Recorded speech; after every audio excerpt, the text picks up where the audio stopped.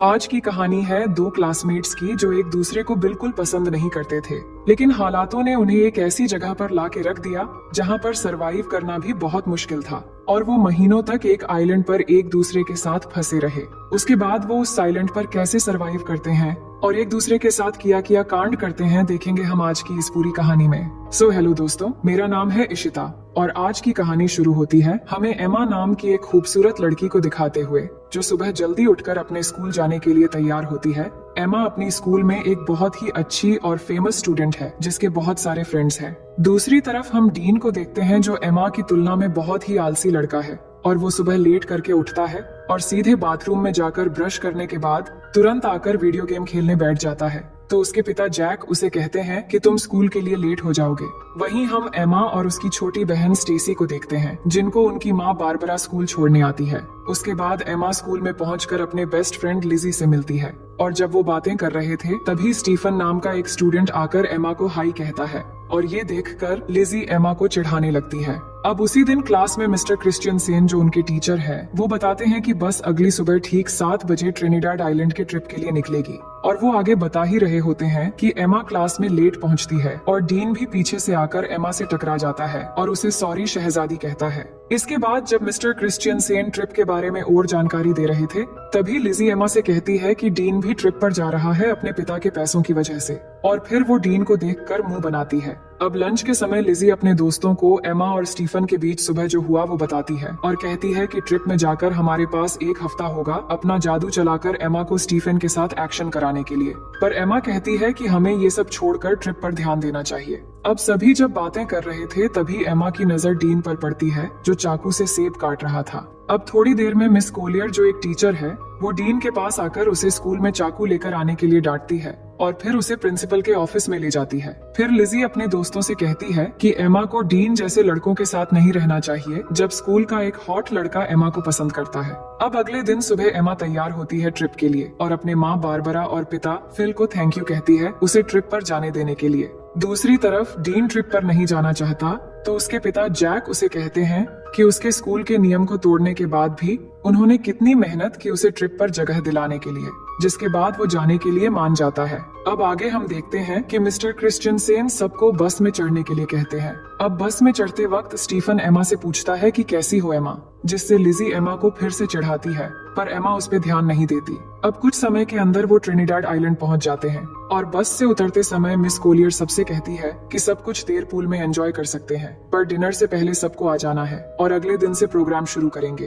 अब कुछ देर बाद एमा और उसके सभी दोस्त पूल में जाते हैं जहां एमा स्टीफन से मिलती है और सब एक साथ पूल में मस्ती करने लगते हैं, लेकिन डीन बिल्कुल अकेला बैल्कनी से ये सब देख रहा होता है। अब उसी शाम एमा की एक फ्रेंड लिजी और एमा को आकर बताती है कि स्टीफन ने उन्हें पार्टी पे बुलाया है जो यहाँ के एक लोकल बोट में हो रही है, लेकिन एमा ये सुन के मना कर देती है पर उसके दोस्त जिद करके उसे मना लेते हैं। उसके बाद वो पार्टी के लिए बोट पर चले आते हैं और वहाँ पहुँचने के बाद एमा हेलेन को पार्टी में ढूंढने लगती है पर तभी वो देखती है कि स्टीफन किसी और लड़की को किस कर रहा है और ये देख के एमा वहाँ से जाने लगती है और वही साइड से ये सब डीन भी देख रहा होता है। तभी वो एमा से कहता है कि तुम्हारा बॉयफ्रेंड तो मजा कर रहा है, तो वो डीन से कहती है कि तुम्हें इन सब से कोई मतलब नहीं होना चाहिए। अब अचानक वहाँ पुलिस आ जाती है क्योंकि पुलिस को पता चल गया था कि यहाँ स्टूडेंट पार्टी में ड्रग्स ले रहे हैं और सबको बोट के सामने की तरफ आने को कहते हैं। तभी अचानक पैर फिसलकर एमा पानी में गिर जाती है और उसे गिरते हुए डीन देख लेता है तो वो भी उसे बचाने के लिए पानी में कूद जाता है और फिर उसे बचाकर एक छोटी बोट में ले जाता है। अब उस बोट की रस्सी बड़े बोट से जुड़ी हुई थी तो डीन उस रस्सी को काट देता है और एमा के पूछने पर वो कहता है कि मुझे पुलिस के झंझट में नहीं पड़ना है, पुलिस के जाने के बाद हम बड़े बोट तक पहुंच जाएंगे। लेकिन थोड़ी ही समय के अंदर वो बोट उनसे काफी दूर चला जाता है और तभी वहाँ पर तूफान शुरू होने वाला होता है, लेकिन डीन देखता है कि इसमें तो मोटर ही नहीं है। तभी उनके सामने से अचानक एक बड़ी सी लहर आती है और दोनों कस के बोट को पकड़ लेते हैं। इसके बाद सुबह हो जाती है और दोनों लहरों की वजह से बोट के साथ अरेबियन सागर में पहुंच गए थे। डीन का फोन भीग चुका था तो वो एमा को उसका फोन देने को कहता है पर एमा के फोन में नेटवर्क नहीं आ रहा था। फिर एमा डीन से कहती है कि हमें पार्टी बोट का पीछा करना चाहिए था तो डीन कहता है कि चिंता मत करो, कोई ना कोई हमें लेने आ जाएगा। वो बात ही कर रहे थे तभी अचानक एमा को थोड़ी दूरी पर एक आइलैंड नजर आती है, जिसके बाद डीन बोट को उस आइलैंड की तरफ ले जाने लगता है और बहुत मुश्किलों के बाद दोनों उस आइलैंड पर पहुंच जाते हैं। और वहां पहुंच के एमा फिर से फोन के नेटवर्क को देखती है, पर वहां भी कोई नेटवर्क नहीं मिलता। फिर डीन को उस बोट पे एक फ्लेयर गन मिलती है, तो वो उसे ले लेता है और फिर दोनों आगे बढ़ने लगते हैं इस उम्मीद में कि आगे जाने पर उन्हें कोई मदद मिल जाएगा। दूसरी तरफ होटल में पिछले रात की पार्टी की वजह से मिस्टर क्रिश्चियनसेन ट्रिप को कैंसिल कर देते हैं। तभी लिजी मिस कोलियर से कहती हैं कि एमा होटल वापस नहीं आई है और उसे लगा कि शायद एमा कल रात किसी और के साथ थी, इसलिए उसने किसी को नहीं बताया। और वो बताती है कि उसने एमा को आखिरी बार पार्टी बोट पर देखा था। इसके बाद मिस्टर क्रिश्चियनसेन सबकी अटेंडेंस लेते हैं, तो उन्हें पता चलता है कि डीन भी यहाँ मौजूद नहीं है। अब इससे इनको पता चल जाता है कि डीन और एमा दोनों ग्रुप से मिसिंग हैं। उसके बाद पुलिस आकर एमा के दोस्तों से पूछताछ करते हैं, तो मिस कोलियर पुलिस से पूछती है कि क्या उन्हें ढूंढने का कोई तरीका है। तो पुलिस कहते हैं कि ऐसे केस अक्सर होते रहते हैं, शायद वो खुद से ही वापस आ जाए, लेकिन अगर वो समुद्र में कहीं फंस गए हो तो दोनों को ढूंढना थोड़ा मुश्किल हो सकता है। और ये बात जब डीन के पिता को पता लगता है कि उनका बेटा खो गया है, तो ये सुनकर वो तुरंत स्कूल जाते हैं और वहाँ एमा की माँ बारबरा से मिलते हैं। और उसी समय फिल भी वहाँ आ जाता है और यहाँ सब परेशान होकर प्रिंसिपल से दोनों बच्चों के खोने के बारे में पूछने लगते हैं, पर प्रिंसिपल ठीक से कोई जवाब नहीं दे पाते, जिसके बाद वो तीनों वहाँ से चले जाते हैं। वहीं एमा और डीन आगे बढ़ रहे थे और कुछ दूर चलने के बाद उन्हें जंगल के अंदर एक खूबसूरत वाटरफॉल दिखाई देता है। डीन को ये बहुत अच्छा लगता है, तो वो एमा को उसका एक तस्वीर लेने के लिए कहता है, पर एमा उसे मना कर देती है। वो कहती है कि हम यहाँ फंसे हुए हैं और तुम्हें यहाँ अच्छा लग रहा है। मुझे इस ट्रिप में प्रोजेक्ट के लिए अच्छे मार्क चाहिए थे। मुझे आगे प्रिंसटन यूनिवर्सिटी में पढ़ना है। अगर हम जल्द से जल्द यहाँ से नहीं निकल पाए तो सब बर्बाद हो जाएगा। इसके बाद वो आगे बढ़ते हैं और कुछ घंटे बाद वो दोनों इस आइलैंड के बिल्कुल किनारे पे आ जाते हैं, पर अब तक यहाँ उन्हें ना कोई रास्ता मिला था और ना ही कोई मदद। ये देख के वो वापस बोट की तरफ जाने का सोचते हैं। उसके बाद वो दोनों वापस बोट की तरफ जाते हैं और जाकर देखते हैं कि किनारे में उनकी बोट नहीं है। समुद्र की लहर बोट को कहीं ले गया था और अब सिर्फ उन्हें वहाँ एक लाइफ जैकेट मिलता है। फिर आगे हम देखते हैं कि वो पूरा दिन चलते चलते थक चुके थे और सूरज भी डूब जाता है। इसके बाद डीन आग जलाता है और दोनों यहीं पर आज रात रुकने का फैसला करते हैं। डीन देखता है कि एमा को ठंड लग रही है, तो वो एमा को अपनी शर्ट उतार कर दे देता है। फिर दोनों बातें करने लगते हैं कि कल तक शायद हमारे पेरेंट्स हमें ढूंढ कर निकाल लेंगे। अब आगे हम देखते हैं कि सुबह हो जाती है और डीन जागकर देखता है कि एमा यहाँ नहीं है, तो वो उसे ढूंढते हुए जाकर देखता है कि एमा समुद्र के किनारे पर SOS लिख रही है। तो वो पूछता है कि तुम क्या कर रही हो, तो वो कहती है जान बचाने की कोशिश कर रही हूँ और हमें पीने के लिए पानी ढूंढना होगा। उसके बाद डीन स्विमिंग करने चला जाता है और एमा उसे देखने लगती है। दूसरी तरफ होटल में मिस्टर क्रिश्चियनसेन एमा और डीन के बारे में उनके पेरेंट्स को बताते हैं कि पुलिस उन्हें ढूंढ रहे हैं और पुलिस को एक छोटी बोट मिली है जिस पर शायद वो दोनों थे। फिर जैक कहते हैं कि अगर पुलिस कुछ कर नहीं पा रही है तो हम किसी प्राइवेट रेस्क्यू टीम को काम पर लगा सकते हैं। पर मिस्टर क्रिश्चियनसेन कहते हैं कि पुलिस अपना काम अच्छे से कर रही है और वो जल्द से जल्द बच्चों को ढूंढ निकाल लेंगे। वहीं हम देखते हैं कि एमा पीने के लिए पानी ले रही है, तभी उसे अजीब सा कुछ महसूस होने लगता है। उसे लग रहा होता है कि उसके आसपास कोई है और उसे देख रहा है, तो वो घबराकर वहाँ से चली आती है। इसके बाद दोनों मिलकर धूप से बचने के लिए पत्तों से एक छोटी सी झोपड़ी तैयार करते हैं और थोड़ी देर बाद एमा समुद्र के किनारे बड़ा करके SOS लिखती है ताकि रेस्क्यू टीम अगर यहाँ से गुजरे तो वो उन्हें मिल जाए। फिर दोनों को जो भी इस आइलैंड पे खाने लायक मिलता है वो ढूंढ के खाने लगते हैं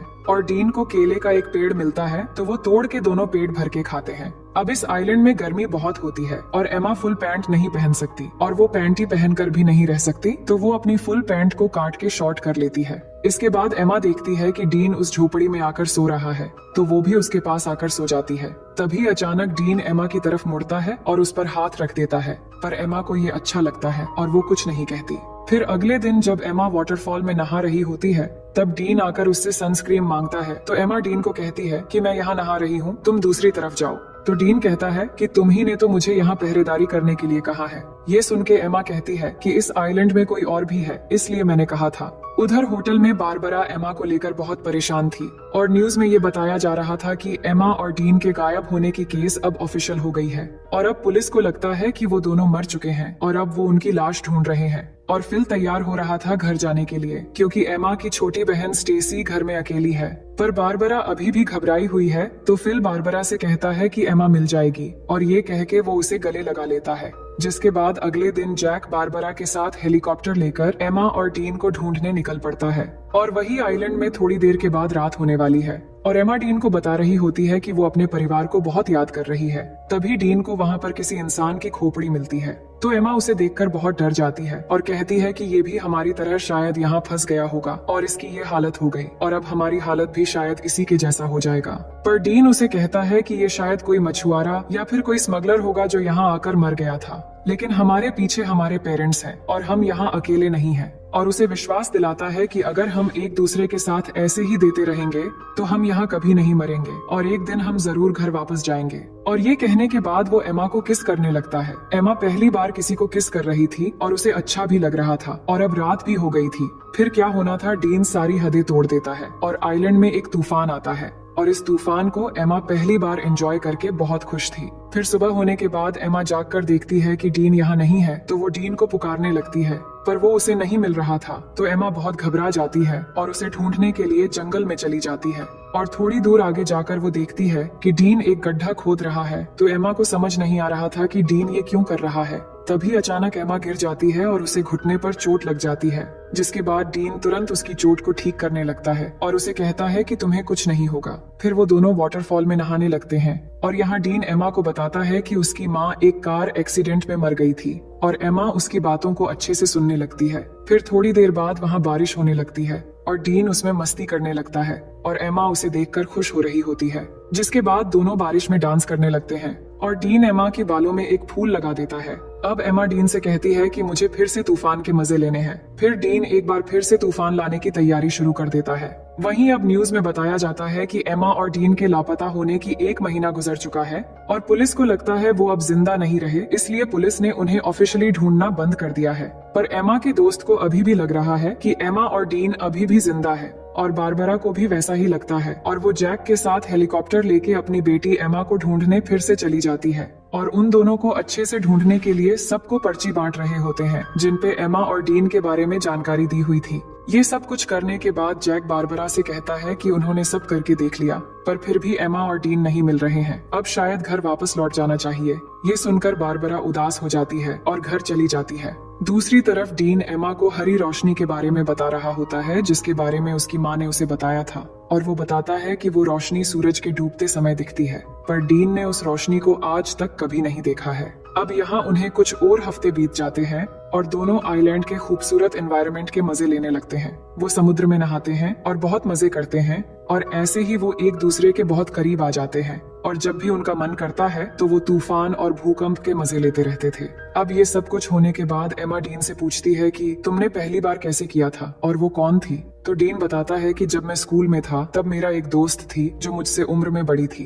अब डीन जानता था कि एमा की ये सब कुछ पहली बार थी तो वो पूछता है तुम्हें कैसा लगा। तो वो बताती है कि अच्छा था, लेकिन तूफान की वजह से गलत जगहों पर रेत चली गई। इसके बाद एमा कहती है कि मुझे और एक्सपीरियंस करनी है तो डीन कहता है कि ठीक है। अब आगे हम देखते हैं कि दोनों जंगल में जाते हैं कुछ फल लाने के लिए और डीन थोड़ी आगे जाकर फल तोड़ने लगता है। तभी अचानक उन्हें एक प्लेन की आवाज सुनाई देती है तो दोनों खुली जगह की तरफ भागने लगते हैं और डीन जल्दी से आकर उस प्लेन को सिग्नल देने के लिए एमा की बैग में फ्लेयर गन ढूंढने लगता है पर उसे वो नहीं मिलती। लेकिन तब तक वो प्लेन उनसे बहुत दूर चली जाती है। फिर एमा फिर से उस फ्लेयर गन को ढूंढने लगती है पर उसे भी नहीं मिलती। तो एमा को लगता है कि उस आइलैंड पर कोई और भी है जो उनके चीजें चुरा रहा है। फिर आगे हम देखते हैं कि कुछ दिन और बीत गए हैं पर उनके ऊपर से अब तक सिर्फ एक ही प्लेन गुजरा है और कोई भी उन्हें बचाने नहीं आया है। दोनों झोपड़ी में बैठ के बात करने लगते हैं कि उन्हें अब घर वापस जाने की उम्मीद छोड़ देनी चाहिए और यहाँ जंगल में पूरी तरह एक दूसरे के साथ बिताने का फैसला कर लेना चाहिए। तभी अचानक डीन को किसी जानवर की आवाज आती है तो डीन जंगल में जाता है उस जानवर को ढूंढने के लिए। तो एमा को डीन की चिंता होने लगती है तो वो भी उसके पीछे चली जाती है और वही डीन जैसे ही थोड़ा आगे जाकर देखता है तो वहाँ एक ब्लैक पैंथर होता है जिसे देखते ही वो भागने लगता है और भागते भागते काफी दूर जाने के बाद वो अचानक जमीन पे गिर जाता है और एमा भागती हुई जब डीन के पास पहुंचती है तो वो देखती है कि डीन के पास खून से लथपथ एक चाकू है और उसने एक ब्लैक पैंथर को मार दिया है। फिर आगे हम देखते हैं कि एमा और डीन के सभी दोस्त और पेरेंट्स उनके बिना ही अपनी जिंदगी की शुरुआत कर लेते हैं। और यहाँ एमा और डीन ने भी आइलैंड पर जीना सीख लिया है और इधर ही अपनी जिंदगी गुजारने का फैसला कर लिया है, क्योंकि उन्हें जो उम्मीद थी कि उन्हें कोई बचाने आएगा वो भी अब खत्म हो चुकी थी। उन्होंने शिकार करना भी सीख लिया है और यहाँ पर झोपड़ी बनाकर रहते हैं और सभी उम्मीदें छोड़कर खुशी से एक दूसरे के साथ देते हुए दिन गुजारने लगते हैं। फिर एक दिन एमा उल्टियां करने लगती है तो डीन ये देखकर उसे पूछता है कि क्या तुम प्रेग्नेंट हो? तो एमा कहती है कि नहीं, उल्टियां बस ऐसे ही हो गई हैं। इसके बाद एमा अच्छा महसूस करने के लिए डीन के साथ लेट जाती है, पर जब वो दोनों बात कर रहे होते हैं तभी एमा की खोई हुई चीजें ऊपर से गिरने लगती है और जब वो दोनों ऊपर देखते हैं तो वहाँ पेड़ पर एक बंदर होता है जो उनके सामान फेंक रहा होता है और वो देखते हैं कि बंदर के हाथ में वो फ्लेयर गन भी है जो डीन को उस दिन नहीं मिला था। तो उस बंदर को एमा एक केला दिखाती है तो वो गन नीचे फेंक देता है, जिसके बाद उन्हें ऊपर से एक हेलीकॉप्टर की आवाज आती है तो वो भागते हुए खुली जगह पर आते हैं और एमा गन लोड करके फायर करती है तो वो हेलीकॉप्टर वाले उन्हें देख लेते हैं, जिसके बाद वहाँ से उन्हें रेस्क्यू कर लिया जाता है और अब फाइनली दोनों 3 महीने के बाद वापस आ जाते हैं और एयरपोर्ट पे एमा और डीन के दोस्त और पेरेंट्स उनसे मिलकर बहुत खुश हो जाते हैं, जिसके बाद दोनों के पेरेंट्स उन्हें अपने अपने घर लेकर चले जाते हैं। अब घर आने के बाद डीन उसी रात को एमा से मिलने जाता है और वो बात करते हैं कि घर वापस आकर कितना अजीब लग रहा है और यहाँ डीन एमा को किस करने वाला होता है, पर एमा नहीं करती और कहती है कि हर 10 मिनट में उसके पेरेंट्स उससे मिलने आ रहे हैं, अब शायद तुम्हें यहाँ से चले जाना चाहिए। और कहती हैं कि हमारे आने की खुशी में मेरे पेरेंट्स ने एक पार्टी रखी है तो तुम्हें भी आना है। फिर अगले दिन पार्टी पे सब जमा होते हैं और एमा के पेरेंट्स सबको कुछ कहने लगते हैं उनके बच्चों के वापस आने पे। इसके बाद स्टेसी डीन से पूछती है कि तुम सबके साथ क्यों नहीं हो? तो डीन कहता है कि मुझे सबसे घुलना मिलना अच्छा नहीं लगता। इसके बाद डीन एमा को उसके साथ आने के लिए इशारा करता है पर एमा नहीं आती और उसे अनदेखा कर देती है और ये देखकर डीन पार्टी से चला जाता है। इसके बाद सभी चीजें पहले की तरह हो जाती हैं और एमा आइलैंड से वापस आने पर वो बहुत फेमस हो जाती है, पर डीन अभी भी अकेला ही रहता है और जब भी एमा और डीन एक दूसरे के पास से गुजरते हैं तो वो बस एक दूसरे की तरफ ही देखते हैं। फिर कुछ दिन बाद एमा डीन को कॉल करती है पर डीन कॉल नहीं उठाता। उसके बाद हम देखते हैं कि एमा के रूम में स्टेसी जाती है और उसे कहती है कि तुम्हारे लापता हो जाने के बाद हमने तुम्हें बहुत मिस किया और मॉम डैड भी बहुत परेशान थे। हमने तो सोच लिया था कि शायद हमने तुम्हें बिल्कुल खो दिया है, लेकिन आज हम सब अच्छे से एक साथ हैं और बहुत खुश हैं। फिर एमा स्टेसी से कहती है कि तुम मेरी बहुत अच्छी बहन हो और फिर वो दोनों एक साथ प्रॉम पार्टी में जाने का डिसाइड करते हैं। दूसरी ओर हम डीन को देखते हैं जो अपनी माँ के कब्र पर जाता है और अपनी माँ को मिस करते हुए बहुत रोता है। अब प्रॉम पार्टी की रात डीन टीवी देख रहा होता है तो उसके पिता उसे पूछते हैं कि क्या पार्टी में तुम मेरे कोट पहनकर जाना चाहोगे? दूसरी तरफ एमा पार्टी में अपनी बहन के साथ पहुंच गई थी, जिसके बाद लिजी उसके पास आती है और एमा को एक सरप्राइज देने के लिए आगे ले जाने लगती है और तभी एमा देखती है कि बाहर बारिश में डीन कोट पहन के खड़ा है और एमा का इंतजार कर रहा है। ये देखकर एमा आइलैंड की वो सब कुछ याद करने लगती है। इसके बाद पार्टी से बाहर आकर एमा डीन के पास जाती है और यहाँ दोनों बहुत खुश होते हैं और किस करने लगते हैं और इसी सीन के साथ ये कहानी यहीं पर खत्म हो जाती है।